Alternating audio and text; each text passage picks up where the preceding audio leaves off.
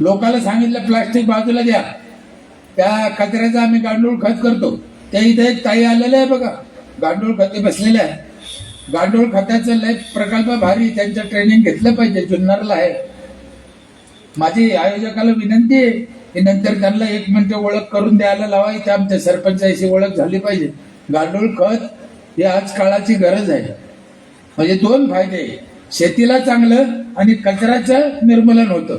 Double फायदा. ते ताई फार पुण्याचं काम करते. मुंबईमध्ये 2 नवरा बायको नोकरीला असून जॉब सोडला तिने आणि हे काम करते. मी मनापासून धन्यवाद देतो ताई. हे चांगलं काम आहे, करायला पाहिजे चांगलं काम. तुम्हाला काय मिळतं उत्पन्न ते महत्वाचं नाहीये, काम महत्वाचं आहे. झोपून आशा चालत धाती, गाडून टाक भीती.